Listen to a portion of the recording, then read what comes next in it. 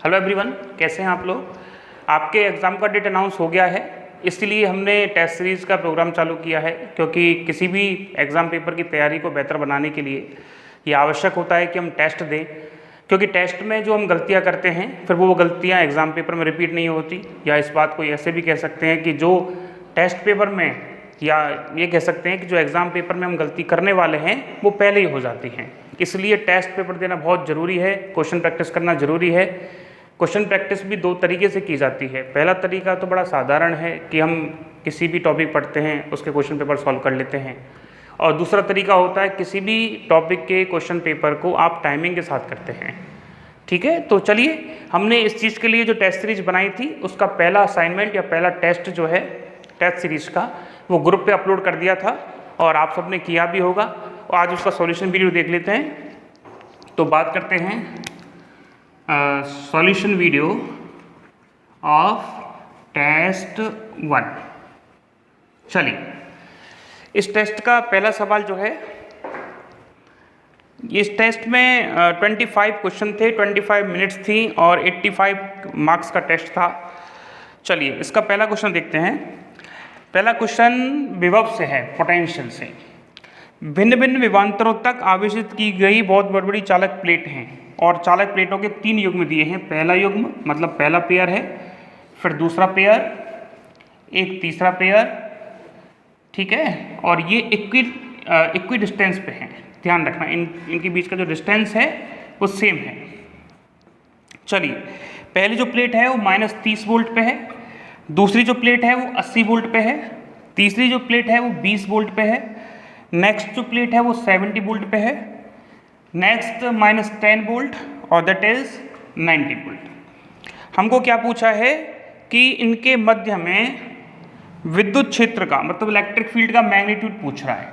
तो देखो, पोटेंशियल में और इलेक्ट्रिक फील्ड में एक रिलेशन होता है। उस रिलेशन को ऐसे लिख सकते हैं, E बराबर इंटीग्रेशन B बराबर इंटीग्रेशन E dr, ऐसे भी लिखा जा सकता है। दूसरा तरीका क्या है, dV अपॉन dr बराबर E माइनस E, और एक तरीका E बराबर माइनस dV अपॉन dr। तो हम ऐसा करते हैं, ये फॉर्मूला इस्तेमाल करते हैं। या dV का सीधा सा मतलब है वोल्टेज डिफरेंस से, dV का मतलब ऐसा करते हैं V2 माइनस V1 लिख लेते हैं और दैट इज dr, और dr क्या है, इनके बीच का डिस्टेंस है। यदि ये d है तो d आ जाएगा, जो भी कुछ डिस्टेंस दे रखा है।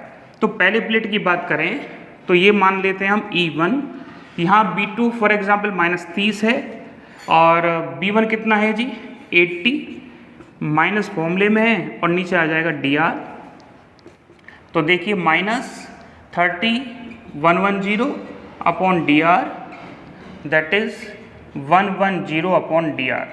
ये आ गया 1, E1 बराबर 110 अपॉन dr। चलिए, E2 देखते हैं। E2 का क्या तरीका है, वही E बराबर माइनस फॉर्मूले का आ गया, वही V20 minus 70 upon dr। dr इनके बीच की डिस्टेंस है जो इक्वल है, minus that is -50, that is dr, और आ गया 50/dr। इसका मतलब जिसको E2 मान लें तो E2 बराबर आ गया 50 अपॉन dr। चलिए, बात करें अगली प्लेट की, तो यहाँ आ जाएगा E3, और E3 में भी वही करेंगे, माइनस यहाँ कितना है जी -10 -90 अपॉन dr। तो E3 बराबर -100 dr, दैट इज 100 dr। तो आपको एक बात समझ आ गई होगी कौन सा बड़ा है कौन सा छोटा है। उसने पूछा है कि अधिक से कम की ओर लिखिए, तो सबसे ज़्यादा इसमें E1 है, तो हमारा E1 सबसे ज़्यादा है। उससे छोटा E3 है, उससे छोटा E3 लिखेंगे। उससे छोटा कौन सा है, E2 है, उससे छोटा E2 है। तो इसका जो आंसर होगा वो होगा आंसर नंबर D। ठीक है, D ऑप्शन इसका ठीक है। चलिए, अगला सवाल देखिए। एक तार में धारा प्रवाहित की गई है। उम्मीद है ये सवाल सबने किया होगा क्योंकि ये बहुत इजी भी है। हाँ जी, एक धारा प्रवाहित की गई है किसी तार में और हमसे आवेश के बारे में पूछा गया है। तो धारा कितनी है जी, क्वेश्चन नंबर 2, I बराबर 4 sin 2t और हमको निकालना है टाइम इंटरवल t बराबर 0 टू t बराबर π/2 में। चलिए, तो हम क्या जानते हैं, I बराबर क्या होता है जी, dq/dt, आवेश प्रवाह की दर क्या कहलाती है, धारा दे रखी है, dq निकालना है, तो इसको ऐसा लिखा जा सकता है, इसको फिर ऐसे भी लिखा जा सकता है, मतलब दोनों तरफ इंटीग्रेशन ले लिया। तो चलिए q निकालना चाहते हैं, I का वैल्यू लिख दीजिए, I कितना है 4 sin 2t और क्या आ जाएगा dt, लिमिट क्या लगेगी 0 से π/2। चलिए q 4 का इंटीग्रेशन होना नहीं है, sin 2t क्या होगा माइनस cos 2t/2 और ये आ जाएगी लिमिट 0 से π/2 dt।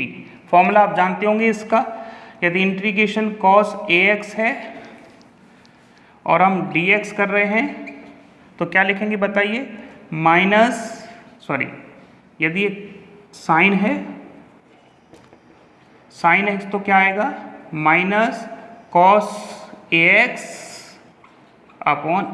ये फॉर्मूला हमने यहाँ इस्तेमाल किया है। चलिए क्या करें, Q4 2 बाहर आ जाएगा, ये वाला 2 बाहर निकाल दिया, माइनस भी बाहर निकाल दिया, cos एक बार π/2 लिखेंगे 2 इंटू π/2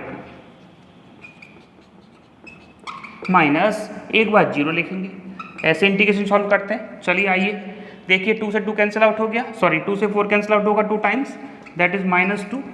हाँ जी, cos 2 से 2 कैंसिल आउट हो गया, cos पाई होता है -1, ये cos 0 होता है 1, तो -1 कितना हो गया -2 और ये आ गया +4 कूलम। तो इसका ऑप्शन जो है पहला ठीक है, Q बराबर +4 कूलम। चलिए अगला देखिए, अगला सवाल है क्वेश्चन नंबर तीसरा। हाँ जी देखिए, क्वेश्चन नंबर तीसरा कह रहा है कि 10⁻⁻5 सेंटीमीटर त्रिज्या वाली पानी की बूंद को एक इलेक्ट्रॉन के बराबर का आवेश दिया गया है, ठीक। यदि इसको हवा में लटकाया जाए तो विद्युत क्षेत्र की तीव्रता बताइए। कितना बढ़िया सवाल है, इस टाइप के सवाल कई बार पूछे जाएंगे और अलग अलग टाइप से पूछे जाते हैं, ठीक है। मतलब पैटर्न यही रहेगा, हवा में लटकाने वाला, बाकी का टाइप बहुत सारी बन जाती है, कई बार प्रोटॉन दे देगा, कई बार न्यूट्रॉन दे देगा, अलग अलग चार्ज दे देता है। तो क्वेश्चन नंबर तीसरे पे बात कर रहे हैं हम लोग। एक पानी की बूंद है और इस पर इसकी जो त्रिज्या दे रखी है वो हम लिख लेते हैं 10⁻⁻5 सेंटीमीटर या 10⁻⁻7 मीटर, ठीक है। चलिए, इस पर जो आवेश है वो इलेक्ट्रॉन के बराबर का आवेश है, Q मान लेते हैं इसके पास आवेश। तो Q बराबर दे रखा है 1.6 10⁻⁻19, यदि इलेक्ट्रॉन ने दिया है तो माइनस में आवेश होगा। तो हम इसको यदि पिक्चराइज करें, थोड़ा देखें, तो यदि इस पर नेगेटिव चार्ज है तो इसको हवा में लटकाने के लिए हमको यहाँ नेगेटिव प्लेट लगानी पड़ेगी, जिससे और यहाँ पॉजिटिव लगानी पड़ेगी, जिससे क्या होगा, इलेक्ट्रिक फील्ड नीचे की तरफ होगा, या कहें तो नेगेटिव चार्ज जो नेगेटिव को धक्का मारेगा तो ये ऊपर की तरफ जाने की कोशिश करेगा। नीचे की तरफ कौन सा फोर्स लगेगा, इलेक्ट्रिक फील्ड नीचे की तरफ है, इधर कौन सा बल लगेगा, गुरुत्वाकर्षण बल, क्योंकि बूंद नीचे आना चाहती है लेकिन नेगेटिव की वजह से धक्का लग रहा है, तो यहाँ कौन सा बल लगेगा, QE। बात आई समझ में या नहीं आई, एक बार वापस बता रहे। चलिए देखिए, ये थोड़ा सा कंजस्टेड हो गया है, समझ नहीं आ रहा होगा, देख लीजिए।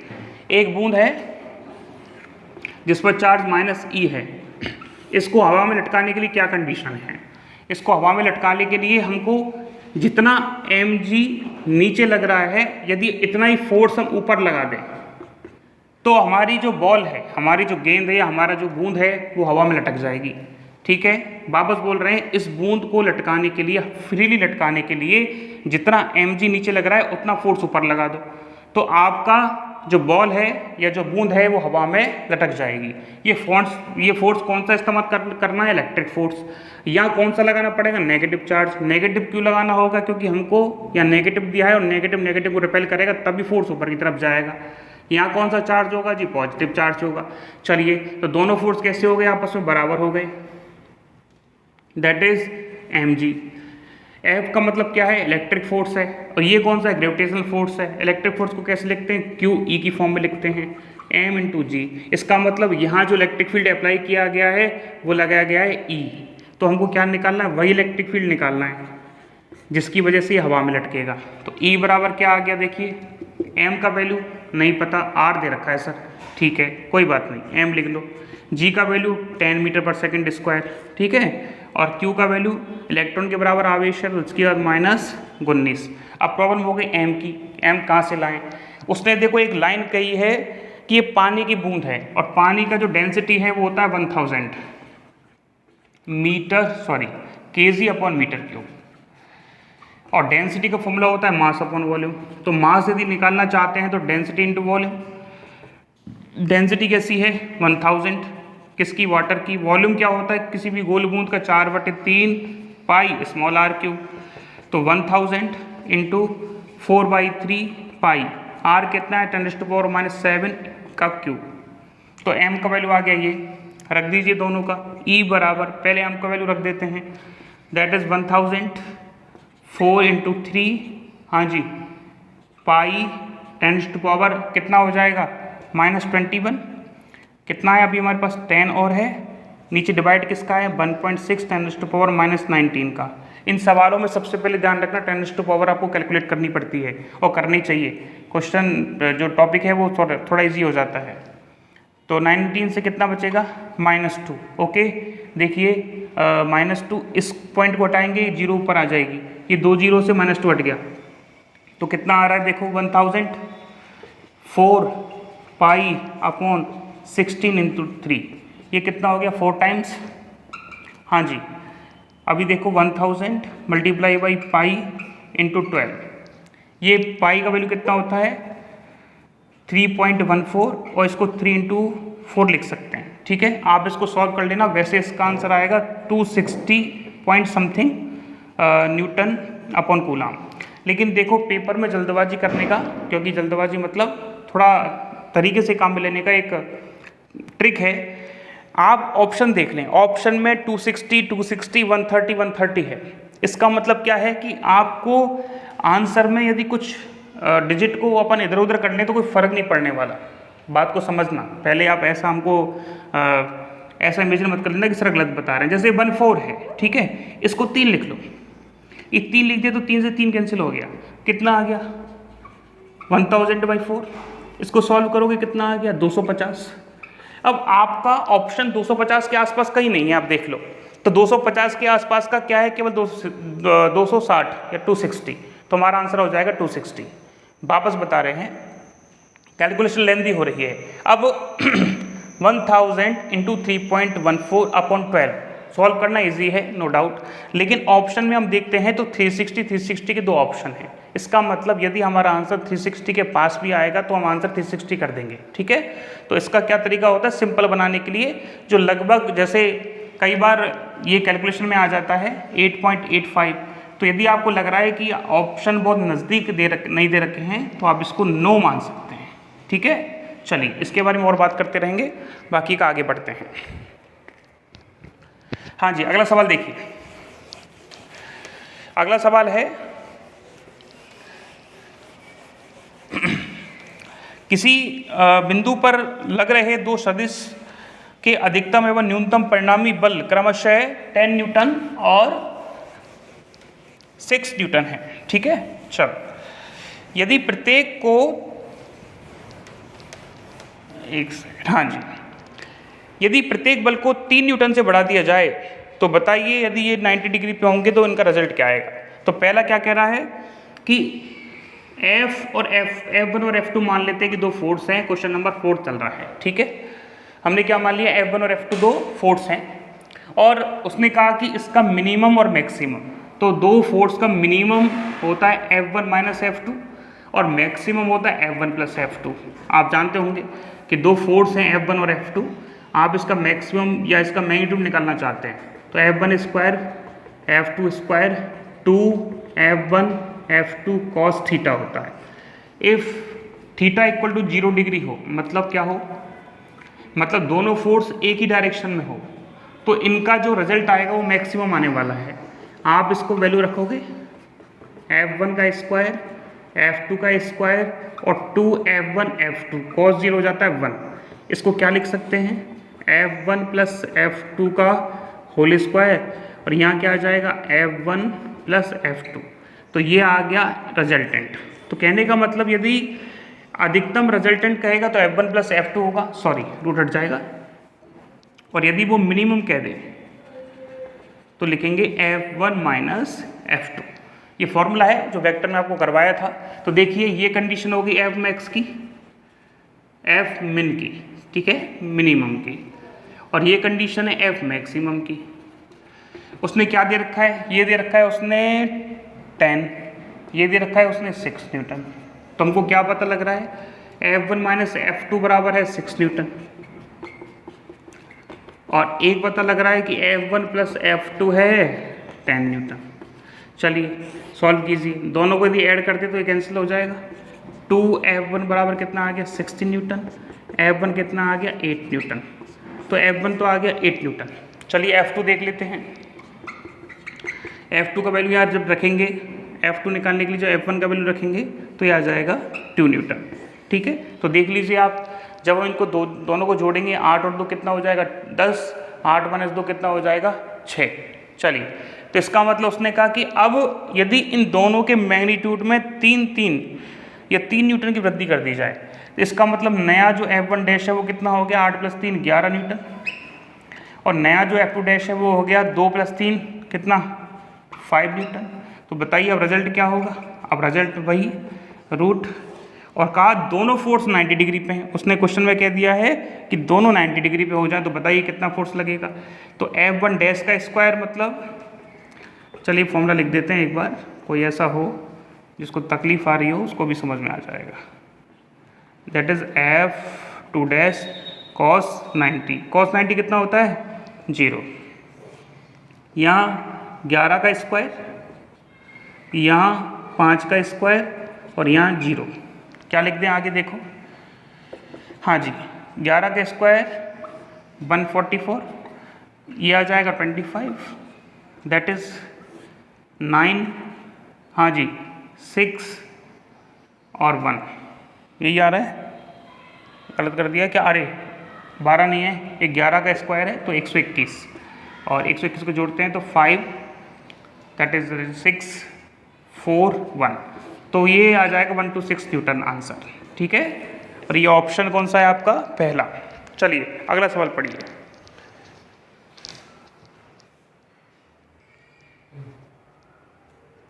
हाँ जी क्वेश्चन नंबर देखिए 5। एक h हाइट का और r रेडियस का एक शंकु है, कौन है, वो यूनिफॉर्म इलेक्ट्रिक फील्ड में रखा हुआ है, ठीक है। इसने कहा है समांतर समरूप, मतलब यूनिफॉर्म इलेक्ट्रिक फील्ड में वो रखा हुआ है। तो बताइए उससे रिलेटेड फ्लक्स पूछ रहा है वो, मतलब समतल सतह से निकलने वाला और वक्राकार सतह से निकलने वाला फ्लक्स का रेशो पूछ रहा है। आपका आंसर सबका आ गया होगा, इसका आंसर है 3:1:1। चलिए देखते हैं कैसे। एक शंकु बना लेते हैं हम लोग, और इस शंकु से इसका हाइट कितना बताया था उसने h, इसके रेडियस बताइए कितनी, दैट इज r। उसने कहा है कि ये यूनिफॉर्म इलेक्ट्रिक फील्ड में रखा है, हम मानते हैं कि यूनिफॉर्म इलेक्ट्रिक फील्ड ये रहा, ठीक है। तो ये कह रहा है कि समतल भाग से, मतलब इस भाग से रिलेटेड जो फ्लक्स है और इस जो वक्राकार भाग है इससे निकलने वाला फ्लक्स का रेशो क्या है। तो यहाँ से निकलने वाला जो फ्लक्स होगा या इससे रिलेटेड जो फ्लक्स होगा, वो जितना फ्लक्स होगा उतना ही फ्लक्स इससे निकलेगा, क्योंकि जितना फ्लक्स इंटर करेगा उतना ही तो बाहर निकलेगा। जैसे कि ये फील्ड लाइंस मान लें, फ्लक्स की डेफिनेशन क्या है, किसी सरफेस से, क्लोज सरफेस से निकलने वाली इलेक्ट्रिक फील्ड लाइंस। तो यहाँ से फॉर एग्जाम्पल 3 लाइंस जा रही हैं, तो आगे से भी तो 3 ही निकलेंगी। तो कहने का मतलब वक्राकार सतह से निकलने वाला फ्लक्स जो होगा, इसको फाई कर्व कर देते हैं अपॉन कौन सा है, प्लेन भाग से जो निकलने वाला फ्लक्स है वो 1:1 होगा। जितना फ्लक्स जाएगा उतना ही फ्लक्स बाहर निकलेगा। और भी कई सारे एग्जाम्पल आ सकते हैं, जैसे ये गोला आ गया और ये भी किसी यूनिफॉर्म इलेक्ट्रिक फील्ड में रखा है। तो फ्लक्स की डेफिनेशन क्या कहती है, किसी सरफेस से निकलने वाली फ्लक्स की जो रेखाएं हैं, बल रेखाएं हैं या फील्ड लाइंस हैं, तो इस सरफेस से कितनी टच में है, 1 2 3 4 5 है और यही 5 आगे निकल जाएंगे, तो हम कहेंगे कि जितना फ्लक्स इंटर कर रहा है उतना ही बाहर निकल रहा है। तो पहले सरफेस का जो फ्लक्स होगा और दूसरे सरफेस का जो फ्लक्स होगा वो एक दूसरे के बराबर होगा, इसलिए दोनों का जो रेशो है वो 1/1 है, इसलिए आंसर आ जाएगा तीसरा।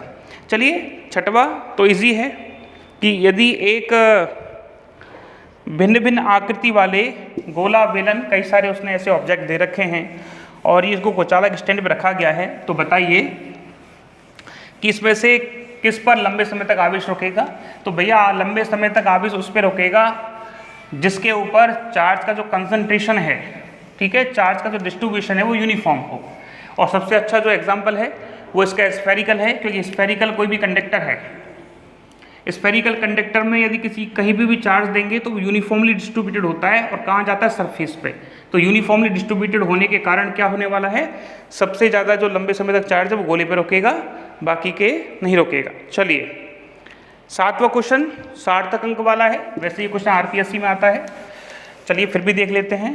देखो किसी भी संख्या के एंड में यदि यूनिट लिखी हुई है तो उस संख्या में आने वाली जीरो भी काउंट की जाएंगी और नॉन जीरो भी काउंट की जाएंगी। तो इसका आंसर हो जाएगा 6, क्योंकि इस पे लिखा हुआ है 4 3 2 0 0 0, ठीक है, तो आंसर आ जाएगा 6।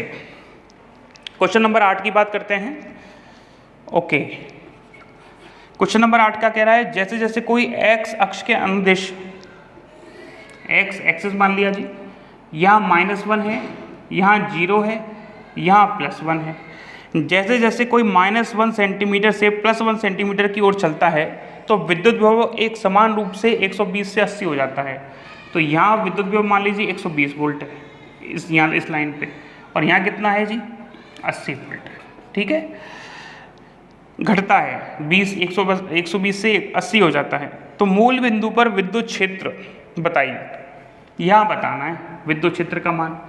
तो एक तरीका तो बड़ा साधारण सा है जो अभी बताया था, E बराबर -dB/dr, तो अंतर बता दीजिए कितने का है ये, 120 -80/dr, ये +-1 है, ये 0 है, ये +1 है, तो टोटल लेंथ कितनी होगी 2, और उसने सेंटीमीटर दिया है तो आप भी 2 सेंटीमीटर इस्तेमाल कर लीजिए।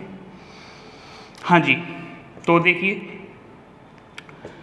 माइनस बताइए 120 -40 और 2 सेंटीमीटर, ये वोल्ट में होता है, तो आगे 20 वोल्ट/सेंटीमीटर, माइनस में उसने यदि मैग्नीट्यूड दिया है तो मैग्नीट्यूड में देख लीजिए 20 वोल्ट/सेंटीमीटर। तो ऑप्शन इसका फर्स्ट तो होगा ही होगा, नहीं ऑप्शन सेकंड तो होगा ही होगा, क्योंकि 20 वोल्ट/सेंटीमीटर तो हो सकता है, लेकिन बात करें यदि थर्ड ऑप्शन की 20 वोल्ट/सेंटीमीटर से अधिक हो सकता है या नहीं हो सकता। देखो बात ऐसी है कि एक केस ऐसा भी बन सकता है कि फॉर एग्जांपल यहाँ +Q हो और यहाँ -Q हो, तो इन दोनों के कारण यहाँ यदि आप पोटेंशियल निकालें, माना दोनों इक्वी डिस्टेंस पे हैं, इसकी डिस्टेंस यदि r है तो इसकी डिस्टेंस भी r मान लीजिए, तो दोनों यदि इक्वी डिस्टेंस पे हैं तो इस आवेश के कारण और इस आवेश के कारण जो टोटल पोटेंशियल होगा वो तो इस जगह 0 होगा, लेकिन इन दोनों आवेशों के कारण ये इलेक्ट्रिक फील्ड तो आने वाला है। तो कहने का मतलब इस सिचुएशन में एक कंडीशन ऐसी बन सकती है कि इलेक्ट्रिक फील्ड का मान 20 वोल्ट/सेंटीमीटर से ज़्यादा हो सकता है। बात आई समझ में? दोबारा बता रहे हैं, इन दोनों की वजह से जो पोटेंशियल डिफरेंस क्रिएट हो रहा है 120 और 80 की वजह से, इतना इलेक्ट्रिक फील्ड तो होगा ही होगा, लेकिन इससे ज़्यादा इस वजह से हो सकता है क्योंकि वाई एक्सिस पे यदि कोई आवेश आ जाए तो आवेश के कारण सेंटर पे पोटेंशियल तो 0 होगा, क्योंकि दोनों की डिस्टेंस कैसी है, बराबर, लेकिन इलेक्ट्रिक फील्ड 0 नहीं होगा, इस वजह से इलेक्ट्रिक फील्ड इंक्रीज हो जाएगा, इससे ज़्यादा भी हो सकता है। तो ऑप्शन हो जाएगा इसका सेकंड, मतलब 20 वोल्ट/सेंटीमीटर हो सकता है, और थर्ड ऑप्शन है 20 वोल्ट/सेंटीमीटर से अधिक भी हो सकता है, ठीक है। चलिए अगला है 9वां क्वेश्चन।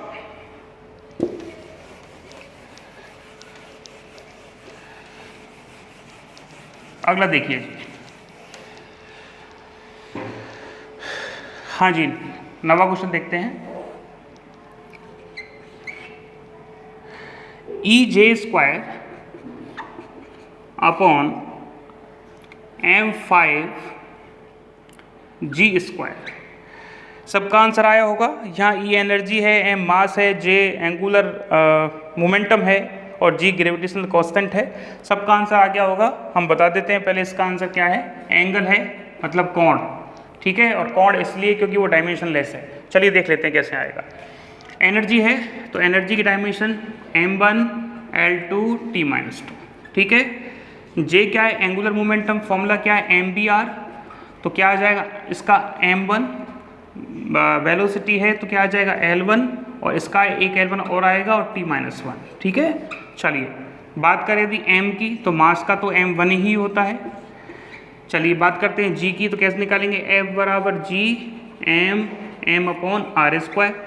ये क्या होता है, ये होता है m1 L1 T-2, ये आ जाएगा g m/r²। चलिए m1 लिख दिया, L1 और ये दो L1 ये रहे, L3 हो गया, T-2, हाँ जी g इधर रह गया, दो m नीचे आ गए तो ये आ गए। चलिए तो g की यूनिट क्या बन गई, देखो ऊपर जाएगा तो m-1, यहाँ कितना है L3, ये कितना है जी T-2, कैलकुलेशन कर लेना भाई सब। चलिए यहाँ वैल्यू रखो,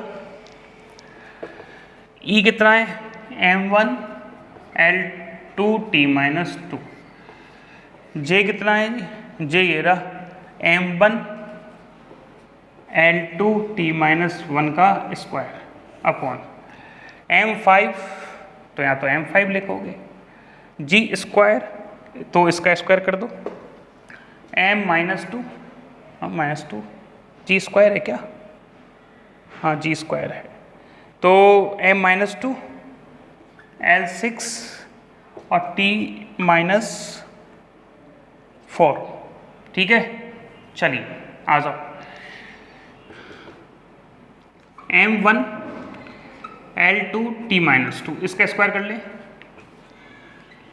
m2 L4 T-2 upon m5 तो आएगा ही, यहाँ से m-2 L6 T-4, मतलब ये तो हमने ऑलरेडी स्क्वायर करके लिख दिया था। तो देखिए 5 में से 2 जाएगा तो 3 बचेगा, और m2 और m1 3 हो गए, तो ऊपर भी 3 है, m नीचे भी 3 है, कैंसिल। देखो L4 और L2 L6 हो जाएंगे, ये 6 से कैंसिल हो गया, T-4 और T-4 सॉरी T-2 और -2 ये कैंसिल आउट हो गए। तो आंसर क्या आ गया, m0 L0 T0, और दिए गए ऑप्शन में से कोण या एंगल यही एक ऐसा है जिसकी डायमेंशन इससे मैच करेगी, ठीक है। चलिए हमने क्या किया है कि इस टेस्ट में थोड़े कठिन क्वेश्चन या टफ क्वेश्चन लेने की कोशिश की है, जिससे कॉन्सेप्ट सारे कवर हों और आपको चीज़ें समझ भी आए हैं। यहाँ हम आसान क्वेश्चनों को नहीं देना चाहते, वो पेपर में आ जाएंगे या आपने कर लिए होंगे। तो टिपिकल क्वेश्चन से फ़ायदा ये रहता है कि अच्छे से कॉन्सेप्ट समझ में आ जाता है कि चीज़ें चलेंगी कैसे, और जब आसान क्वेश्चन करते हैं तो आसानी से सॉल्व हो जाते हैं, ठीक है। चलिए अगला क्वेश्चन देखिए 10वां। अगला 10वां क्वेश्चन कहता है, इसका तो आपने कर लिया होगा, फ्लक्स निकालना है, बड़ा साधारण सा क्वेश्चन है। चलिए तो फ्लक्स का क्या है जी, फ्लक्स क्या कहता है कि किसी बंद सरफेस से निकलने वाला जो यहाँ चार्ज होगा, अंदर जो चार्ज होगा, इस सरफेस से रिलेटेड जो फ्लक्स होगा फाई बराबर अंदर जितना भी चार्ज है Q अपॉन एप्सिलॉन नॉट का रेशो होता है। तो S1 जो सरफेस है उसके लिए फ्लक्स निकालें φ1 होगा, और देखिए S1 सरफेस से जो रिलेटेड Q है वो हैं 2 हैं, मतलब -3Q और +Q अपॉन एप्सिलॉन नॉट, कितना आ जाएगा जी -2Q upon epsilon naught, that is φ1। बात करें यदि φ2 की, तो φ2 देख लीजिए, φ2 अच्छा φ2 में Q भी है +Q भी है, -3Q भी है और +2Q भी है, ठीक है। चलिए और यह आ जाएगा एप्सिलॉन नॉट, तो आई थिंक φ2 जो होगा वो होगा 0। बात करते हैं तीसरे की, φ3 की। चलिए φ3 बताइए, φ3 से मतलब S3 से जो रिलेटेड आवेश है वो 2 हैं, एक तो -3Q और एक +2Q, तो कितना बचेगा -Q, ठीक है। चलिए φ3 देखिए, φ3 से कितने रिलेटेड हैं, एक -3Q और एक 2Q अपॉन एप्सिलॉन नॉट, कितना बचेगा -Q upon epsilon naught answer. φ4 से रिलेटेड कितने हैं, φ4 से रिलेटेड केवल Q आवेश, तो Q अपॉन एप्सिलॉन नॉट। तो चलिए ऑप्शन हो जाएगा इसका फर्स्ट ठीक है, ऑप्शन फर्स्ट हो जाएगा इसका। हाँ जी, पहले का S, ओके, पहले का S, ठीक है, दूसरे का Q, तीसरे का R, चौथे का P, ठीक है, पहला ऑप्शन हो जाएगा। ठीक है, अब मैं देख लेना, आगे करते हैं अगला क्वेश्चन। हाँ जी, देखो ये क्वेश्चन वही आ गया, उसी टाइप का क्वेश्चन है, इसकी कैलकुलेशन आप खुद करना, हम तरीका बता देते कैसे करेंगे जो पहले करवाया था। ठीक है, चलिए देखिए, 1 माइक्रोकूलम आवेश युक्त 1 ग्राम का कॉर्क पृथ्वी की सतह के निकट एक समान रूप से आवेशित बड़े तल से 1 सेंटीमीटर ऊपर गतिहीन अवस्था में तैर रहा है। तल को अनंत परत मानते हुए इसका पृष्ठ आवेश घनत्व निकालिए।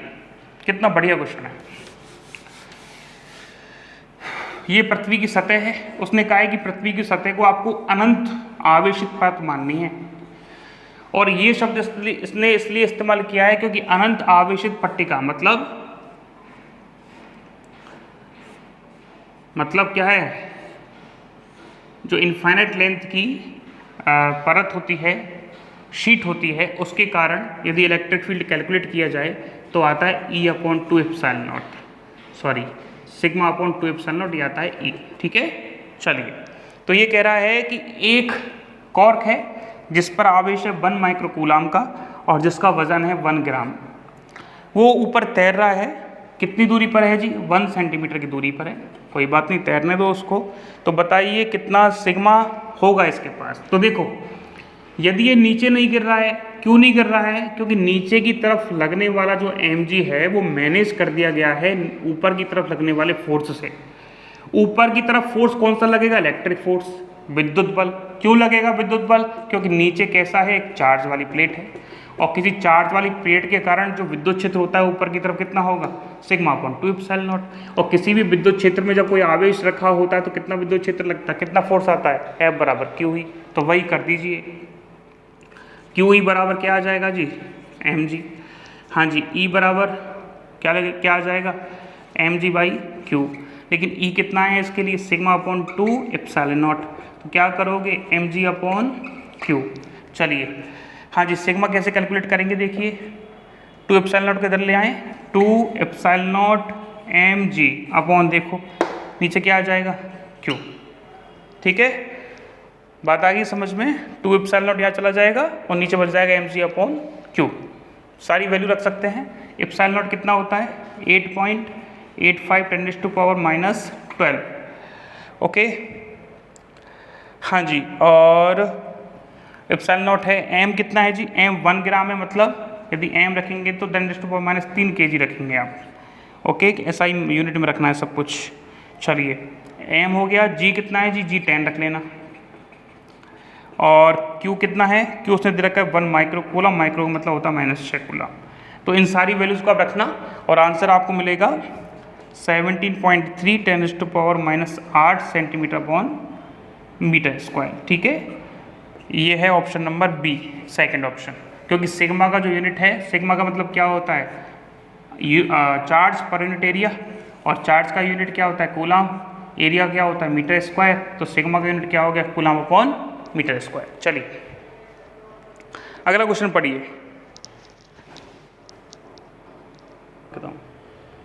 हाँ जी, चलिए, अगला क्वेश्चन तो करवाने की जरूरत नहीं है। कॉस इनवर्स -1/2 कितना होगा? 120 डिग्री। ठीक है, क्योंकि 90 से ऊपर नेगेटिव वैल्यू मिलती है और ये आप अच्छे से जानते हैं। चलिए, अगला क्वेश्चन है, 3 आवेश हैं जी, 1 कूलम 2 3, ठीक है, और ये x बराबर 1 2 3 पर रखे हुए हैं। तो स्थितिज ऊर्जा बतानी है। ओके, ये रही व्यवस्था। यहाँ x बराबर 0 मान लीजिए आप, ये आ जाएगा जी x बराबर 1, ये आ गया x बराबर 2, ये आ गया x बराबर 3। ठीक है, और ये सारी वैल्यूज जो हैं वो सेंटीमीटर में है। हाँ जी, ऊपर देखिए, यहाँ जो आवेश है वो उसका नाम है हमारा रख लेते हैं Q1, इसका नाम रख लेते हैं Q2 और इसका नाम रख लेते हैं Q3। ठीक है, चलिए, और Q1 Q2 Q3 की वैल्यू बड़ी आसान सी दे रखी है, आपने देख लिया है। ये कह रहा है कि स्थितिज ऊर्जा की गणना करनी है। देखो, स्थितिज ऊर्जा कैसे कैलकुलेट करते हैं? किसी भी निकाय की स्थितिज ऊर्जा या पोटेंशियल एनर्जी कैलकुलेट करने का क्या तरीका होता है? सबसे पहले इस निकाय को, इस सिस्टम को बनाने के लिए हम Q1 चार्ज को लाए होंगे, और Q1 चार्ज को जब लाए होंगे तो हमने कोई काम नहीं किया होगा, तो W1 मतलब Q1 चार्ज को इस पॉइंट तक लाने में किया गया कार्य कितना है, 0। ठीक है। W2 दूसरे आवेश को लेके आ रहे हैं कहाँ तक, पोजीशन x2 तक, तो कौन विरोध करेगा, उसका Q1 करेगा। तो Q2 को Q1 के अपोजिट आने में या Q1 के पास आने में काम करना पड़ेगा। और हमने एक विभव की परिभाषा क्या पढ़ी है, W/Q। इसका मतलब किया गया कार्य क्या होता है, W × V। तो क्या लिखेंगे, W2 बराबर क्या है, आवेश जिसको आप ला रहे हो और विभव किसका, जो उस पॉइंट पे है, और इस पॉइंट पर विभव किसके कारण है, Q1 के कारण। तो यहाँ लिखेंगे Q1 के कारण विभव। चलिए, तो Q2 और Q1 के कारण विभव क्या है, KQ1 अपॉन जो भी ये डिस्टेंस है, यदि ये पॉइंट x1 ये x2 है तो आ जाएगा x1 x2। आपको कुछ और लगेगा, ये ऐसा करते हैं, इसको पॉइंट A मान लेते हैं, इसको B मान लेते हैं, इसको C मान लेते हैं, तो नीचे आ जाएगा AB। तो क्या लिखेंगे, KQ1 Q2 अपॉन AB, ये आ गया W2। हाँ, W3 कैसे निकालेंगे, देखिए आप बताइए। तीसरे आवेश को लाएंगे तो किस किस पोटेंशियल को महसूस करेगा, या किस किस के अपोजिट वो आएगा। तो जब वो C पे आएगा Q3, तो देखो यहाँ पोटेंशियल किस किस के कारण होगा, या पॉइंट C पर पोटेंशियल टोटल कितना होगा, BC निकालें तो BC पे पोटेंशियल होगा एक तो Q2 के कारण, तो हाँ KQ2 अपॉन कितना दूरी है ये BC, प्लस इसके कारण भी पोटेंशियल होगा तो KQ1 अपॉन AC। तो BC बराबर क्या हो गया, KQ1 Q2, यहाँ आ जाएगा BC और यहाँ आ जाएगा AC। चलो, Q3 को लाने में किया गया कार्य वही फॉर्मूला, W3 किस आवेश को ला रहे हैं, Q3 को। Q3 पॉइंट पर विभव कितना है जी, वो BC है, तो Q3 और क्या लिखेंगे, KQ1 upon BC plus KQ2, यहाँ 2 लिख दो, यहाँ 1 लिख दो, अपॉन AB या AC। ठीक है, W3 आ गया। टोटल वर्क कितना हो जाएगा, W1 plus W2 plus W3, मतलब 0 plus KQ1 Q2 upon AB plus KQ1 Q3 upon AC plus KQ2 Q3 upon BC। तो इसको आप सॉल्व कीजिएगा तो आपका जो आंसर है वो आ जाना चाहिए 8.55 10⁻⁻⁴। 8.55 10⁻⁻⁴ जूल आंसर आ जाएगा आपका, और ये ऑप्शन है सेकंड। ठीक है, चलिए इस टाइप का कॉन्सेप्ट आपको फॉलो करना है। आगे बढ़ें।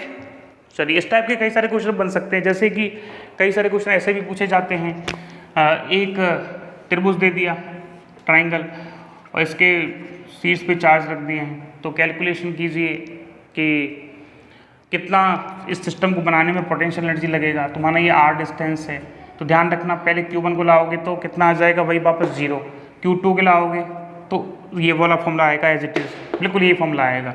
जब आप Q3 को लेके आओगे तो इन दोनों का विरोध होगा, फिर ये वाला फॉर्मूला आ जाएगा, जुड़ के आंसर यही आना है। बात आई समझ में।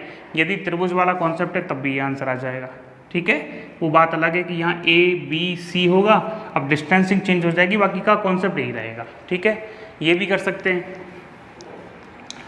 ये इस टाइप के सारे सवाल इसी कॉन्सेप्ट से होने वाले हैं, इसमें 4 आवेश हो।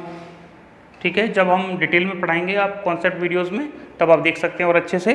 अभी तो क्या है कि सॉल्यूशन वीडियो है, इसलिए इसको ज़्यादा जो है लेंथी करना प्रॉब्लम में हो जाएगा, इस वजह से हम अगला क्वेश्चन करते हैं। ठीक है, यदि किसी को इन क्वेश्चनों में भी तकलीफ आ रही है तो ग्रुप पे कमेंट कर सकता है, यूट्यूब पे कमेंट कर सकता है, उस क्वेश्चंस को हम वापस नेक्स्ट सॉल्यूशन वीडियो में ले लेंगे, उसका कोई तकलीफ नहीं है। चलिए आगे बढ़ते हैं। हाँ जी, अगला क्वेश्चन है, ओहो कितना शानदार क्वेश्चन है, वेक्टर का है। वैसे ये एक वॉल है और एक स्ट्रिंग है, यहाँ उसमें टेंशन, शायद टेंशन कैलकुलेट करना है, हाँ T, और ये जो है इसके संग एंगल बना रही है इस लाइन के साथ 30 डिग्री का, ओके, यहाँ एक फोर्स लग रहा है दैट इज 30 न्यूटन, और यहाँ भी एक बॉल है, बॉल का मतलब होता है दीवार, ठीक है। ओके, यहाँ एक वेट एक वेट लटका है W। तो आपको क्या कैलकुलेट करना है, W तथा OA में तनाव। ओके, सब कर देंगे कैलकुलेट। आ जाओ, वेक्टर का सबसे अच्छा तरीका है, एंगल दिख जाए, ऐसा कुछ दिख जाए तो उसका कंपोनेंट डिवाइड कर लो। तो इधर लेके आ जाओ, इसको क्या आएगा, T cos थीटा, इधर क्या आ जाएगा जी, T sin theta. T sin theta बराबर किसके हो गया, 30 न्यूटन के। ओके, साइन थीटा का मतलब कितना है 30, तो यहाँ पे 30 लिख दे तो कोई परेशानी है आपको, नहीं होनी चाहिए। साइन 30 का वैल्यू कितना होता है जी, 1/2, कितना आ गया 30 न्यूटन। टी बराबर कितना आ गया 60 न्यूटन, 60 न्यूटन। हाँ जी, ऑप्शन है एक, ऑप्शन एक है, ऑप्शन तीसरा मिलना चाहिए, पर देख लेते हैं। एक W और पूछ रहा है, तो ये टी कॉस थीटा किसके बराबर हो जाएगा, देखो ये कंपोनेंट इधर डिवाइड किया तो T sin थीटा बराबर हो गया 30 न्यूटन की, ये कंपोनेंट इधर गया तो T cos थीटा बराबर किसके हो गया, W के। हाँ जी, T कितना है जी 60 न्यूटन, इंटू cos थीटा कितना है, cos 30 डिग्री, cos 30 होता है √3/2 W, 2 से 2 कैंसिल आउट हो गया, 30 आ गया, तो 30 √3 न्यूटन आ जाएगा तुम्हारा W। ऑप्शन नंबर तीसरा है, चेक कर लीजिए, ठीक है। चलिए क्वेश्चन आगे बढ़ो। ये जो 15 क्वेश्चन है ये बहुत अच्छा क्वेश्चन है, बहुत अच्छा क्वेश्चन, आप इसको देखिए, इसमें बहुत अच्छा कॉन्सेप्ट क्लियर होगा आपका। एक ये क्वेश्चन स्पेशली डरवाया गया था, क्योंकि हम प्रोजेक्टाइल मोशन तो पढ़ लेते हैं, लेकिन इस टाइप का एक भी क्वेश्चन शायद नहीं करते, है ना। देखिए, हम सिंपल प्रोजेक्टाइल मोशन पढ़ते हैं, तो उसमें क्या पढ़ते हैं कि कोई भी पार्टिकल जाता है तो इस तरह का एक शेप डिज़ाइन करता है। इनिशियल वेलोसिटी मान लेते हैं इसका u है, बनाया गया एंगल यदि थीटा है तो ux डायरेक्शन में जो वेग होता है वो होता है u cos थीटा, और y डायरेक्शन में जो वेग होता है वो होता है uy = u sin थीटा। जब कोई ऑब्जेक्ट ऊपर जा रहा है तो नीचे की तरफ एक एक्सेलरेशन लगता रहता है, वो होता है -g। जो हम प्रोजेक्टाइल मोशन में पढ़ते हैं उसमें कहा जाता है कि u cos थीटा हर पॉइंट पे सेम स्पीड रखता है। वो कितनी रखेगा, u cos थीटा हर पॉइंट पे इसकी स्पीड सेम होती है, क्योंकि इस डायरेक्शन में जो एक्सेलरेशन है वो क्या होता है, 0। बात आ रही समझ में। चलिए, इस क्वेश्चन ने क्या कहा है कि एक पार्टिकल है वो 2 ग्राम का है, 2 kg का है, सॉरी दैट इज 2 kg, और 1 माइक्रोकूलम उस पर आवेश है, 1 माइक्रोकूलम उस पर आवेश है। 10 मीटर पर सेकंड की चाल से 36 से 45 डिग्री कोण पर, थीटा दे रखा है 45 डिग्री, लिख लेते हैं सब, थीटा इक्वल टू कितना है 45 डिग्री, और वेलोसिटी दे रखी 10 मीटर पर सेकंड। आकाश में 36 विद्युत क्षेत्र, इंपॉर्टेंट पॉइंट अंडरलाइन कीजिए, 36 विद्युत क्षेत्र ऐसे, ठीक है, 36 विद्युत क्षेत्र है हॉरिजॉन्टल x डायरेक्शन में। तो प्रक्षेपण की परास ज्ञात करो। देखो, परास का फॉर्मूला जब हम वहाँ पढ़ते थे, जब इलेक्ट्रिक फील्ड नहीं लगा होता था तो पढ़ते थे कि x डायरेक्शन में जो वेलोसिटी है और जो टोटल फ्लाइट ऑफ टाइम है उड्डयन काल, उसका मल्टीप्लाई कर दो। लेकिन यहाँ क्या करेंगे, यहाँ इलेक्ट्रिक फील्ड लग रहा है, इलेक्ट्रिक फील्ड लग रहा है इसका मतलब उस पर एक चार्ज भी है, और इलेक्ट्रिक फील्ड में कोई चार्ज होता है तो बल लगता है, और बल के कारण क्या पैदा होता है, त्वरण। और इलेक्ट्रिक फील्ड यदि x डायरेक्शन में है तो त्वरण भी x डायरेक्शन में है, तो यहाँ ये फॉर्मूला नहीं लगेगा, यहाँ लगेगा s = ut + ½ at²। लेकिन x डायरेक्शन में तो सब x में आ जाएगा। Sx हम मान लेते हैं कि वो रेंज है, कौन सी, ये वाली क्षैतिज दूरी, ठीक है। चलिए, ux का मतलब कितना है, u cos थीटा, u कितना है जी हमारा, देखो 10, cos थीटा कितना है हमारा, देखो cos थीटा कितना है हमारा 45 बराबर √2 आ जाएगा। चलो एक बार लिख देते हैं, cos 45 डिग्री, लेकिन मल्टीप्लाई बाई t हो रहा है वो हमको पता नहीं, +½ ax × t²। ax का वैल्यू कैसे निकालेंगे, देखो लगने वाला फोर्स कितना है जी, q × e, कितने फोर्स लग रहा है, q × e, और लगने वाला फोर्स कितना है, q/e, q बराबर e है क्या निकालना चाहते हैं, एक्सेलरेशन। तो ए बराबर क्या आ जाएगा, क्यू ई बाई एन। तो ए बराबर क्यू का वैल्यू कितना है, देखो जरा 1 माइक्रोकूलम, मतलब 10 की घात -6। इलेक्ट्रिक फील्ड कितना लग रहा है, इलेक्ट्रिक फील्ड लग रहा है 2 × 10 की घात 7 अपॉन मास कितना है जी, मास है 2 kg। तो 2 से 2 कैंसिल आउट हो गया और ये बच गया 10। इसका मतलब 10 मीटर/सेकंड उसका आ गया इसका एक्सेलरेशन, 10 मीटर/सेकंड स्क्वायर इसका एक्सेलरेशन आ गया। तो अभी क्या रह गया है, अभी रह गया टी। टी का फॉर्मूला क्या होता है, टी बराबर होता है 2u sin θ/g। 2u का वैल्यू 10, ये कितना होता है साइन 45 होगा तो 1/√2 आ जाएगा, और g होता है 10। 10 से 10 कट गया, √2 से यहाँ आ जाएगा √2। तो t का वैल्यू आ गया जी √2 सेकेंड। इस फॉर्मूले में वैल्यू रखने के लिए 10 मिल गया, cos 45 का 1/√2 मान होता है, t का वैल्यू √2 सेकेंड आ गया और a का वैल्यू आ गया 10। यहाँ रख देना, आंसर देखते हैं। चलिए r बराबर 10 cos 45 1/√2, टाइम कितना है वो भी √2। चलो हाफ ax कितना है जी, ax इंटू 10 और t कितना है √2 है, तो √2 का स्क्वायर क्या हो जाएगा 2। 2 से 2 कट गया, √2 से √2 कट गया, इधर आ गया 10 + 10 दैट इज 20 मीटर। आंसर कौन सा ऑप्शन है, 4th। ठीक है, ध्यान रखना क्वेश्चन बहुत इंपॉर्टेंट है। इस टाइप के क्वेश्चन मिक्स होकर आते हैं, इसमें इलेक्ट्रोस्टैटिक्स और मैकेनिक्स मिल रही है। चलिए आगे बढ़ते हैं, क्वेश्चन नंबर 16। ये क्वेश्चन भी आसान है, आपने कर लिया होगा। आपको बता देते हैं, इसका आंसर 3rd आ रहा है, इसका आंसर आ रहा है 3rd। इजी क्वेश्चन है, आपने इस क्वेश्चन को कर लिया होगा बेटा।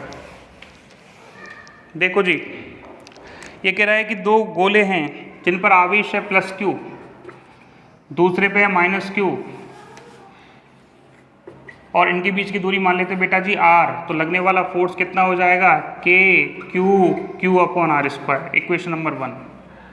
चलो k q/r²। अब कह रहा है कि यदि इन दोनों गोलों के बीच में एक +q आवेश वाला गोला रख दिया जाए, इन दोनों गोलों के बीच में यहाँ रख दिया एक गोला जिसका सेंटर ये रहा, और जिस पे +q आवेश वाला गोला रख दिया जाए, तो बताइए बल का अनुभव कितना करेगा, परिमाण व दिशा बतानी है। तो देखिए सबसे पहली बात, इस पर ये बल लगाएगा, प्लस है तो ये इसको बाहर की तरफ धक्का मारेगा, जबकि ये आवेश इसको अपनी तरफ खींचेगा। इसका मतलब ये इधर से धक्का महसूस कर रहा है, इधर से खिंचाव महसूस कर रहा है, तो जाएगा तो इधर। तो इसका आंसर ये तो तय हो गया कि -q की ओर इसका बल लग रहा है। वापस सुन लो, हमको क्या करना है, उसने पूछा है कि इस नए जो गोला रखा है इस पर बल किस दिशा में लगेगा ये बताना है। तो इस जो पहले वाला गोला है प्लस आवेश वाला, इसको धक्का मारेगा तो ये गोला इधर जाएगा, -q वाला भी इसको खींचेगा तो ये इधर जाएगा। तो कहने का मतलब फाइनली ये गोला इधर धक्का महसूस करेगा, फोर्स करेगा -q की ओर। तो इसमें -q की ओर वाला एक ऑप्शन है तीसरा, तो यहीं से भी सीधा आंसर टिक हो सकता है। ध्यान रखना, पेपर में उसको ये नहीं दिखाना कि हम कितने होशियार हैं, हमको पेपर क्वालिफाई करना है। हम ये तरीका इसलिए बता रहे हैं क्योंकि केवल डायरेक्शन को देख के इस क्वेश्चन का आंसर लगाया जा सकता है। 8F जो आंसर आ रहा है उसको सॉल्व करने की आवश्यकता नहीं है। समझ में आ रहा है, हम केवल डायरेक्शन को देख के इसके ऑप्शन को चुन सकते हैं। तो आप पेपर को, मतलब क्वेश्चन को पढ़ते वक्त उसके ऑप्शन को जरूर चेक कर लें। यदि ऑप्शन से आपको पता लग रहा है कि मैं डायरेक्शन पहले निकाल लेता हूं जिससे मुझे ऑप्शन का पता चल जाएगा, तो ठीक रहेगा। तो इससे हमको ऑप्शन का पता चल गया कि ऑप्शन तीसरा है। फिर भी हम 8F सॉल्यूशन कर लेते हैं, कैसे आएगा। चलिए, पहले दूरी कितनी थी इनके बीच में, r। अब कितनी रह गई, r/2। इसके कारण इस पर लगने वाला बल कितना है, F' k q अपॉन दूरी कितनी है, r/2 का होल स्क्वायर। F' 4 ऊपर चला जाएगा, 4 k q अपॉन r²। ये समीकरण नंबर 1 से f के बराबर है, तो F' क्या आ गया, 4f। ये कौन सा F' है, जो ये वाला गोला इस पर लगा रहा है। अब ये भी तो लगाएगा, ये भी लगाएगा जी, तो लगा लीजिए F' बराबर k, हाँ जी, q अपॉन कई बच्चे सोच रहे होंगे सर जी वो तो माइनस का है तो माइनस तो लिखो। हमने क्या किया है, चलिए बच्चे सोच रहे हैं कि सर माइनस की क्यों नहीं लिया। बेटा जी हमने डायरेक्शन ले ली है, डायरेक्शन में माइनस को काउंट कर लिया है, या ये कह सकते हैं कि माइनस के कारण इसकी डायरेक्शन इधर आई है। ठीक है, तो डायरेक्शन हमने ऑलरेडी कैलकुलेट कर ली है, इस वजह से हम माइनस नहीं ले रहे। कि हाँ जी क्यू स्क्वायर, ये क्या आएगा ऊपर 4 आएगा, नीचे क्या आ जाएगा जी आर स्क्वायर। तो देखो ये किसके बराबर है, एफ के बराबर, तो वापस आ गया 4f। तो डबल डैश का वैल्यू कितना आ गया जी 4f। तो बताइए इस क्यू पे लगने वाला कुल आवेश कितना है, डेट इज एफ नेट बराबर F dash plus F double dash, 4f plus 4f that is 8f। चलिए अगला क्वेश्चन कीजिए। अगला क्वेश्चन आपने किया होगा, इजी क्वेश्चन है, डायमेंशन से है और इसका आंसर है रेजिस्टेंस, प्रतिरोध। कई सारे बच्चों का सही होगा, कई सारे बच्चे सोच रहे होंगे कि सर कैसे कैलकुलेट करना है, ये तो बड़ा कॉम्प्लिकेटेड लग रहा है, क्योंकि जिस तरह का क्वेश्चन दिया है उसको देख के लगता नहीं है, या हम कैसे आइडिया लगाएं कि ये रेजिस्टेंस का हो सकता है। तो देखिए फटाफट देखो, आपने हमारा यदि यूनिट एंड डायमेंशन का पहला वीडियो देखा होगा जिसमें हमने ये सारी चीज़ें बताई हुई, तो उसमें कहा होगा कि यदि आपको L दे दे, C दे दे, R दे दे, तो इनका डायमेंशन आप हमेशा एनर्जी से निकालोगे। मतलब एनर्जी बराबर 1/2 Li², इसको कहते हैं चुंबकीय ऊर्जा या मैग्नेटिक एनर्जी।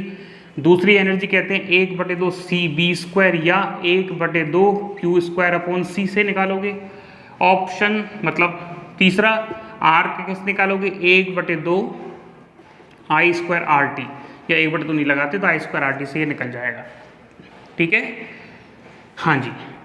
तो ये देखो, अब इसमें चेक कर लेते हैं, इसको लगा लेते हैं पहले, इसको भी लगाओगे तो आंसर चेक हो जाएगा। तो देखो E का मतलब क्या है, M1। चलो R का वैल्यू कैसे निकालेंगे, कैपिटल R कर देता हूँ, ये रेजिस्टेंस है, तो R बराबर E/I²T। और यदि L का वैल्यू निकालना है तो कैसे निकालेंगे बताइए, 2E/I²।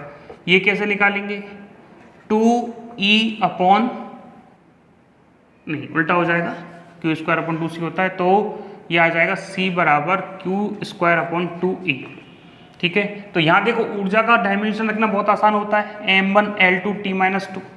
I का क्या होता है A1। तो देखो केवल ये दो डायमेंशन रखने से किसकी वैल्यू मिल जाएगी आपको, किसका मिल जाएगा L का डायमेंशन, यहाँ किसका मिल जाएगा C का, यहाँ किसका मिल जाएगा R का। तो चलिए एनर्जी डायमेंशन कितनी है, M1 L2 T-2। I का मतलब क्या है, A का स्क्वायर, और T का मतलब क्या है, टाइम। हाँ जी देखो M1 L2 T ऊपर जाएगा तो -3 और A -2। जरा चेक कीजिए, M1 को क्या लिख सकते हैं, kg, इसको लिख सकते हैं मीटर का स्क्वायर, इसको लिख सकते हैं 1/2 क्यूब, इसको लिखते हैं 1/4 एम्पियर का स्क्वायर। तो ऑप्शन हो जाएगा इसमें kg मीटर स्क्वायर 1/2 क्यूब। हाँ ठीक है, ऑप्शन हो जाएगा इसमें तीसरा, थर्ड। चलिए अगला क्वेश्चन कीजिए भाई। अगला क्वेश्चन आपने कर लिया होगा, ऐसा कीजिए हम बोर्ड मिटा रहे हैं, तब तक आप 19वां क्वेश्चन कीजिए फटाफट, इंटीग्रेशन। ये सबको आता होगा, हम लेक्चरर बनने जा रहे हैं, यूपी पीएचडी की परीक्षा देने जा रहे हैं, तो इतना क्वेश्चन तो आपसे हो गया होगा। देखिए फटाफट, देखिए फटाफट करके बताइए क्या आंसर आ रहा है। आंसर आ रहा है इसका तीसरा, 4 sin t। चलो हम कर देते हैं इसको, क्या है जी, 4 cos t plus t² dt। हाँ जी 4 cos t का होता है, क्या होता है बताइए, cos t का sin t upon plus t² क्या आएगा, TQ/3। तो ऑप्शन प्लस सी, एक कांस्टेंट भी लगाते हैं, यदि लिमिट लगी होती तो कांस्टेंट नहीं लगाते, यदि लिमिट नहीं लग रही है तो कांस्टेंट लगा देते हैं। ठीक है, चलिए 20वां, नहीं सॉरी एक सवाल रह गया है, 18वां सवाल देखो भाई सब, बहुत अच्छा क्वेश्चन है। ये क्वेश्चन ऐसा है जिसके लिए आपको वर्टिकल मोशन की नॉलेज होनी चाहिए कि एक यदि पार्टिकल को हम या एक बॉल को हम रस्सी से बांधकर वर्टिकली घुमा रहे हैं,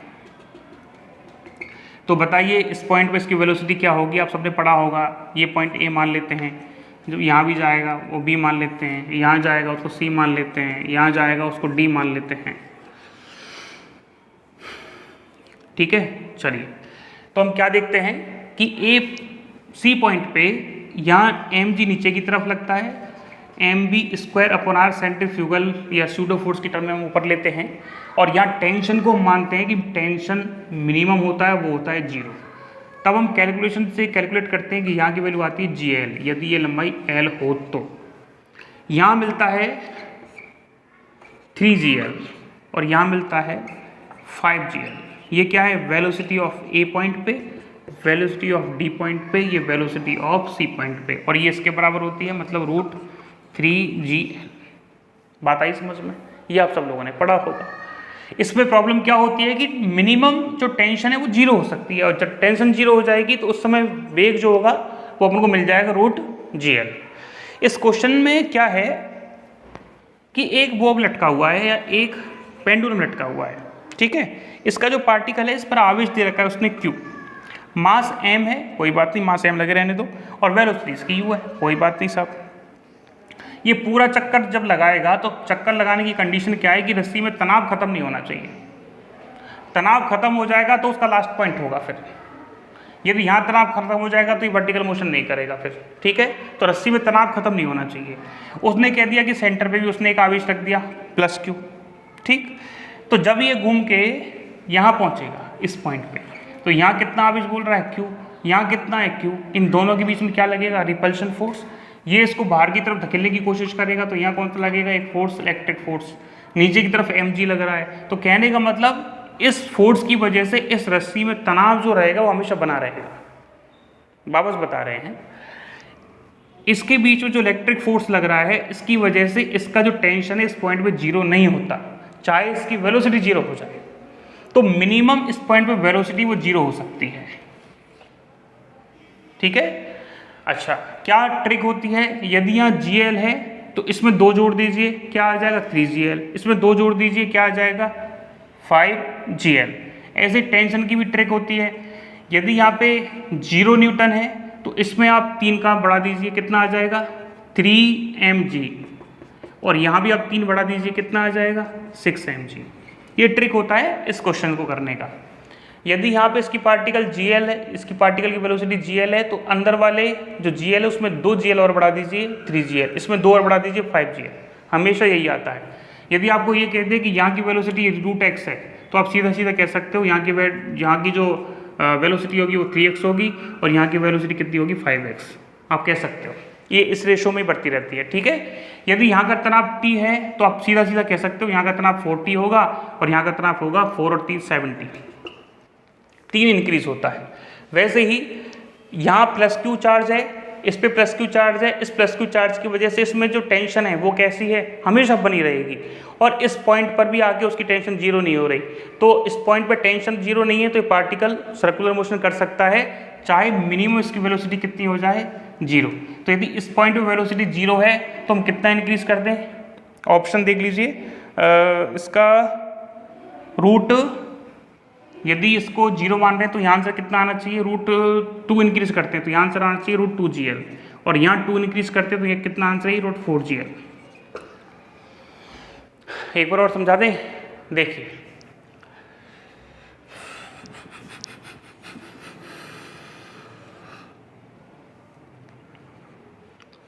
ये लो जी, इस पॉइंट पे वेलोसिटी होती है GL, इसमें 2 इंक्रीज करके यहाँ वेलोसिटी को आप लिख सकते हो 3GL, यहाँ 2 को बढ़ा के आप लिख सकते हो 5GL। यदि यहाँ वेलोसिटी यदि 0 है तो कितना इंक्रीज करोगे? आप तो 2 इंक्रीज करना है। यहाँ G था तो 3 हो गया, यहाँ कुछ नहीं है तो कितना हो जाएगा? 2GL। यहाँ 2 इंक्रीज करोगे कितना हो जाएगा? 4GL। तो यहाँ इस पॉइंट पे वेलोसिटी कितनी होनी चाहिए? 4GL, जिससे पूरा चक्कर काट ले तो वेलोसिटी कितनी आ जाएगी? A पॉइंट पे √4GL। हाँ जी 4, G का वैल्यू देखिए कितना है? G का तो 10 ही होता है। L का वैल्यू कितना है जी? L का वैल्यू 0.9। चलिए जी 36 मीटर पर सेकंड आ रहा है आंसर, सीधा सीधा आ रहा है, कुछ भी करने की आवश्यकता नहीं है, ठीक है। ट्रिक से हो जाएगा ये क्वेश्चन। चलिए, और वैसे भी यदि आप सॉल्व करोगे तो फिर ये 1 मिनट वाला क्वेश्चन नहीं है, इसको तो आपको टक से करना पड़ेगा। और हम इसका कॉन्सेप्ट वीडियो भी आपको लाएंगे, ठीक है। आप कॉन्सेप्ट वीडियो में इसका पूरा डिटेलिंग देख सकते हैं, सारी ट्रिक और सारे कॉन्सेप्ट के संग हम जो है वीडियो में सारे क्वेश्चंस को कवर करते हैं, जिससे कोई भी टाइप छूटे नहीं। ओके, चलिए अगला क्वेश्चन देखते हैं। ये क्वेश्चन 20 बहुत ईजी है, देख लीजिए। आप सबका आंसर आ गया होगा, इसका आंसर 0 आ रहा है, ऑप्शन नंबर तीसरा। देखो बहुत अच्छा क्वेश्चन है। ये एक डाइपोल है -q, ये डाइपोल है +q, और यहाँ भी एक डाइपोल का व्यवस्था की गई है -q और +q, ठीक है। चलिए, एक डाइपोल और है, यहाँ -q रखा है और यहाँ +q रखा है, ठीक है। ओके ओके ओके, ये जो डिस्टेंस है दैट इज़ x, मतलब ये जो डिस्टेंस है वो x है, ये जो डिस्टेंस है वो भी x है, और ये जो डिस्टेंस है वो भी x है।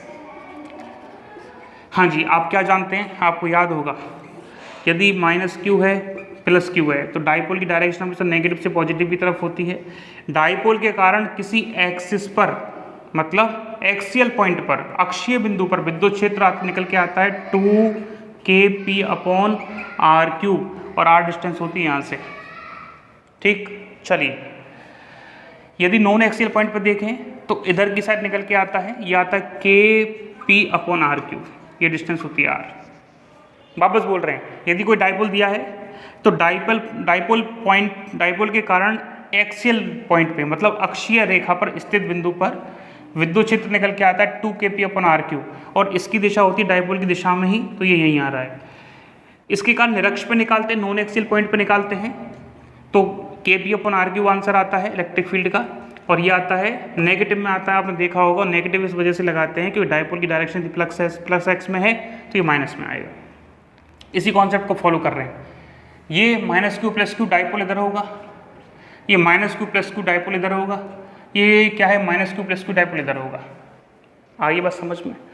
चलिए, ये इसका एक्सियल पॉइंट होगा यहाँ तक पूरे, तो यहाँ यदि इलेक्ट्रिक फील्ड निकालोगे तो क्या आएगा 2kp/r3, यदि ये डिस्टेंस कितनी है r है तो, ठीक है, x, और इसने जो x है ना भाई, ये x यहाँ से दिए, और यदि ये दूरी r है तो कितना आ जाएगा r3। अब मिड पॉइंट से, मतलब इसके सेंटर के पॉइंट से इस पॉइंट तक, इस पॉइंट को O मान लें, तो EO कितना आ जाएगा इस डाइपोल के कारण, वो आ जाएगा 2kp/x3, और डायरेक्शन कौन सी आएगी उसकी, ये वाली। इसको +x मान लें तो इसको +x लिख देते हैं और यहाँ वेक्टर लगा देते हैं, ठीक। आ जाओ, ये क्या है, ये आ जाएगा -q +q, निरक्ष का ये है। तो हमने क्या कहा था कि निरक्ष पे जो इलेक्ट्रिक फील्ड आएगा वो अक्ष की डायरेक्शन के अपोजिट डायरेक्शन में आता है। तो ये अक्ष की डायरेक्शन ऐसे है, तो यहाँ जो इलेक्ट्रिक फील्ड आएगा वो इस डायरेक्शन में आएगा। कितना आएगा, इसको मान लेते हैं EO1 मान लेते हैं, इसकी EO2 मान लेते हैं। तो EO2 जो आएगा, कहाँ लिखें, चलिए यहाँ लिख लेते हैं। EO2 कितना आ जाएगा जी, वो आ जाएगा kp/r3, लेकिन उसकी डायरेक्शन भी कौन सी है, उसकी डायरेक्शन -x है। चलिए, EO3 बताइए, मतलब इस तीसरे के कारण, तो तीसरे के कारण कहाँ आएगा, देखो ये अक्ष हो गया, तो इसकी अपोजिट आएगा, कितना आ गया जी kp/r3, दैट इज -x। बात आ गई समझ में। चलिए, -x आ गया, तो इस पॉइंट पर टोटल इलेक्ट्रिक फील्ड कितना आ गया 2kp/x3, x डायरेक्शन में रखिए। हाँ जी, 2kp/x3 क्या है +x डायरेक्शन में, किसके कारण, इस डायपोल के कारण, और इन दोनों के कारण क्या है उल्टी दिशा में आ रहा है, दोनों को जोड़ोगे तो भी उसके बराबर ही आ जाएगा। तो इस पॉइंट पे टोटल क्या हो जाएगा 0। कहने का मतलब डायग्राम बनाया थी इलेक्ट्रिक फील्ड का, तो इस पॉइंट पे इधर की तरफ तो आ रहा है 2kp/r3, ये किसके कारण आ रहा है, इसके कारण। और बात करें इधर की डायरेक्शन में आने वाला इलेक्ट्रिक फील्ड, तो वो दो हैं, एक है E01, मतलब इस डाइपोल के कारण जो कि है kp/r3, और दूसरा है E03, उसका वैल्यू कितना है kp/r3। तो ये दोनों जोड़ के इसकी बराबरी कर लेंगे, एक दूसरे को कैंसिल आउट कर देंगे, तो आंसर आ जाएगा 0। चलिए 21वां क्वेश्चन देखते हैं। 21वां क्वेश्चन कुछ नहीं है, बड़ा आसान है। सबका आंसर आया है, इसका आंसर -9 आ रहा है। ठीक है, चलिए क्या है -9 में? 21वें क्वेश्चन में है A vector dot B vector बराबर 0 किसके लिए होती है? ये लंबवत के लिए। लंबवत का मतलब क्या होता है? ए बी cos 90 बराबर 0 आना चाहिए। तो उसने क्या कहा है कि ए और बी दोनों लंबवत हैं, तो इनका डॉट क्या आना चाहिए? 0 आना चाहिए। तो चलिए इन दोनों का डॉट कर देते हैं। 3i cap j cap 2k cap dot i cap plus lambda j cap 3k cap. 3 का i से कीजिए, 3 आ गया, बराबर 0 आएगा ये। ठीक है, इसका रिजल्ट क्योंकि लंबवत दे रखे हैं। 3 का i से कीजिए, 3 आ गया। j का लैम्बडा से कीजिए, लैम्बडा आ गया। -2 का माइनस से कीजिए, कितना आ गया? +6 बराबर 0, लैम्बडा बराबर -9। ठीक, चलिए अगला क्वेश्चन देखिए। ये क्वेश्चन भी आसान है, इसका तरीका बता रहे हैं। तरीका क्या करवाई देते हैं। इसका आंसर आ रहा है पहला। ठीक है, क्वेश्चन नंबर 22 आप सबने कर लिया होगा, कोशिश की होगी, और नहीं हुआ है तो बोर्ड पे देखिए आप।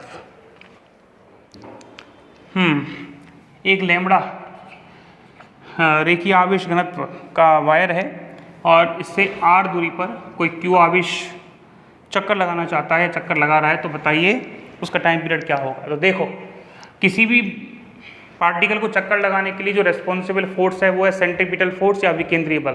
तो अभिकेंद्रीय बल के लिए क्या फॉर्मूला होता है? वो होता है, यदि कोई चार्ज चक्कर लगा रहा है तो mv²/r लगेगा। ठीक है, ये शूडो फोर्स लगता है और अभिकेंद्रीय बल अंदर की तरफ लगता है। तो यहाँ अभिकेंद्रीय बल की भूमिका जो है, या अभिकेंद्रीय बल जो रेस्पॉन्सिबल होगा वो होगा इलेक्ट्रिक फोर्स के कारण।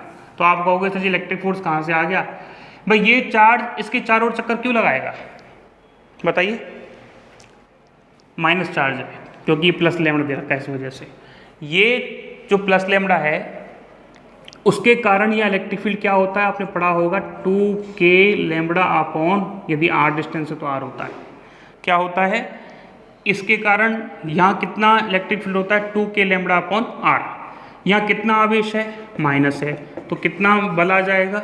F बराबर मैग्नीट्यूड निकालें तो इसका Q 2k lambda upon r।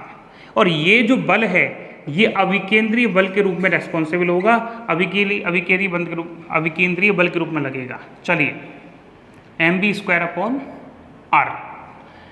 हमको क्या चाहिए? टाइम पीरियड चाहिए। तो टाइम पीरियड हम चाहते हैं कि mv²/r की जगह हम लिख लें m omega square q 2k lambda r बराबर m ओमेगा²r। ओमेगा इसलिए लिखा है क्योंकि इससे टाइम पीरियड निकालना आसान रहता है। चलिए फटाफट देखिए। हाँ जी, m को इसको ओमेगा को सेपरेट कर लें तो ओमेगा² बराबर क्या आ जाएगा?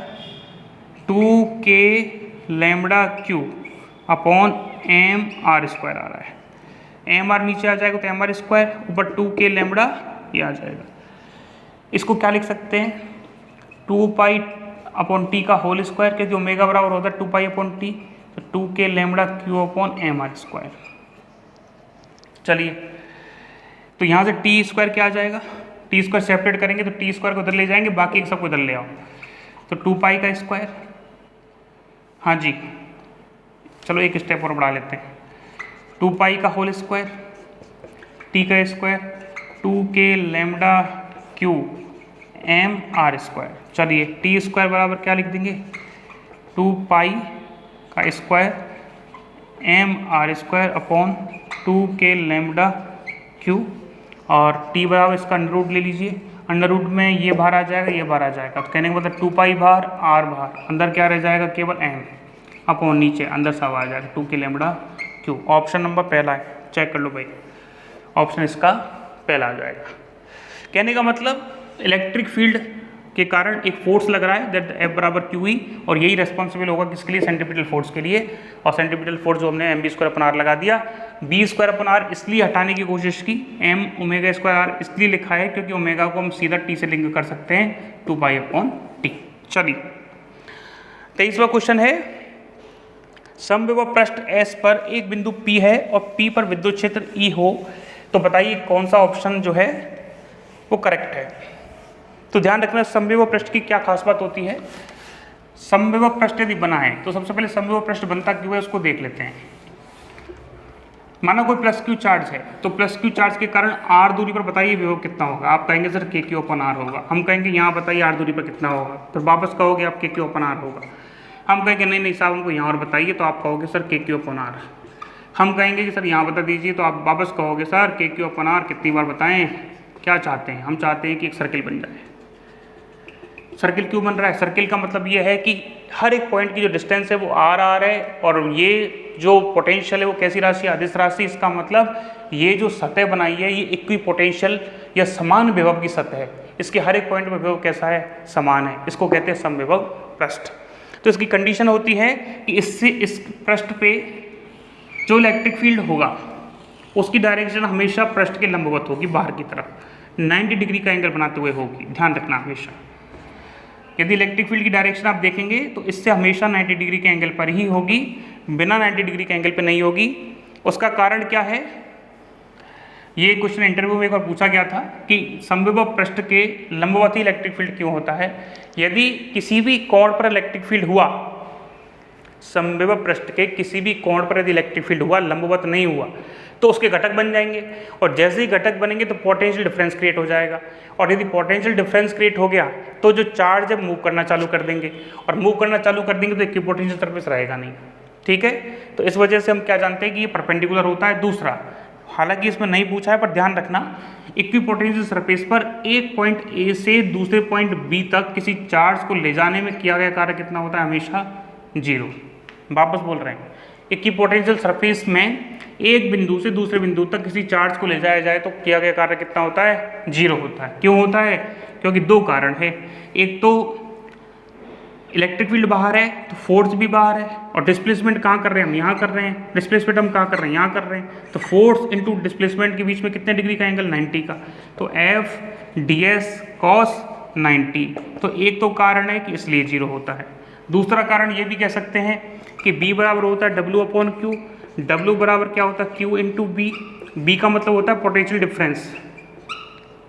तो आवेश Q को ले जा रहे हो, ले जाओ, लेकिन A और B पर विभव तो समान है, तो पोटेंशियल डिफरेंस कितना है, 0। तो आंसर कितना आ जाएगा, 0। ठीक है, ये कई बार पूछा जाता है।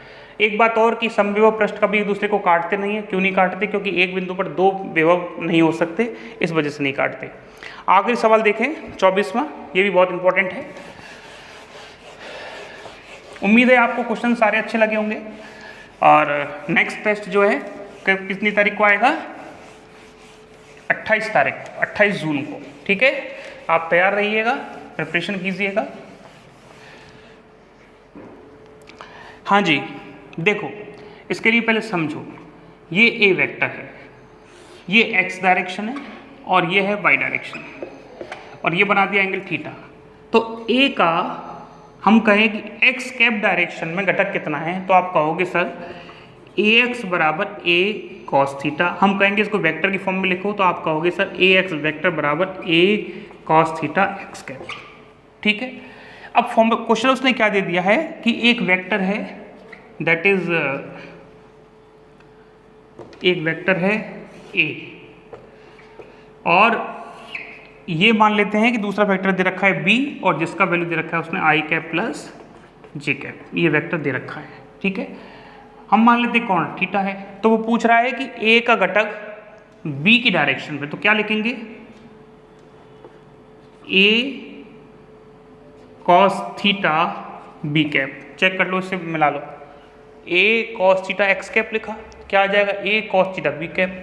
हाँ जी, A vector dot B vector क्या होता है, ए बी कॉस थीटा, और कॉस थीटा का वैल्यू क्या होता है, A vector B vector upon A B. तो चलो वैल्यू रख दो। हाँ जी, कॉस थीटा क्या होगा, A vector B vector A B, और बी कैप का वैल्यू क्या, बी कैप का मतलब क्या होता है सर, वेक्टर लिखो और उसका मैग्नीट्यूड लिखो। चलिए ए से ए कैंसिल आउट हो गया, तो क्या कर दें, ए वेक्टर डॉट बी वेक्टर, या मैग्नीट्यूड आ जाएगा बी का, और यहाँ क्या लिखोगे आप, बी वेक्टर और बी कैप का वापस मैग्नीट्यूड। चलिए ए वेक्टर और बी वेक्टर तो ए दे रखा है उसने 2i cap 3j cap, dot करना है i cap plus j cap के साथ में। तो चलिए 2 का 2 से हो जाएगा, 3 का 3 से हो जाएगा, ये आ जाएगा 5। ए वेक्टर डॉट बी वेक्टर करना है।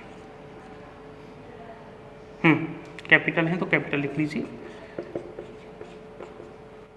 चलिए 5 आ गया, तो ये तो आ गया 5। इस b का मतलब क्या है, मैग्नीट्यूड। इसका मैग्नीट्यूड क्या होगा, 1 का स्क्वायर प्लस 1 का स्क्वायर। हाँ जी, b i cap plus j cap, ये तो वेक्टर दे रखा है, और यहाँ क्या आ जाएगा 1 का स्क्वायर प्लस 1 का स्क्वायर। तो चलिए 5i cap plus j cap, ये भी 2, ये भी रूट 2 आ जाएगा, ये भी रूट 2 आ जाएगा, तो आंसर आ जाएगा 2, ऑप्शन नंबर तीसरा। ठीक है, 5/2 i cap plus j cap. तो हमने 24 क्वेश्चंस का सॉल्यूशन देख लिए। कोशिश की है कि सभी टॉपिक्स आपको कवर करवाए जाएं। हर एक क्वेश्चन को अलग अलग टाइप से लिया गया है, अलग अलग कॉन्सेप्ट से लिया गया है, जिससे आपका ज़्यादा से ज़्यादा रिवीजन हो। ठीक है, और आप हमारा टेस्ट सीरीज जो हमने चालू किया है, जिसमें 35 टेस्ट रखे गए हैं, यूनिट टेस्ट रखे गए हैं, मतलब सब्जेक्ट वाइज आएंगे। जैसे मैकेनिक्स का टेस्ट आ जाएगा, थर्मोडायनेमिक्स का होगा, और उसके बाद इलेक्ट्रोस्टैटिक्स का होगा, मैग्नेटोस्टैटिक्स का होगा, टेम्परेचर वाला होगा, ऑप्टिक्स का होगा, ये होगा यूनिट टेस्ट। उसके बाद जो टेस्ट रखे जाएंगे वो होंगे मिक्स वाले। मिक्स वाले का मतलब जैसे ऑप्टिक्स के संग, जैसे आज का जो टेस्ट था, आज में यूनिट एंड डायमेंशन थी, वेक्टर एनालिसिस था और इलेक्ट्रोस्टैटिक्स थी, तो इन तीनों को मिला दिया। ऐसे मिक्स वाले टेस्ट आएंगे। और आखिरी के जो 5 टेस्ट होंगे वो फुल लेंथ टेस्ट होंगे।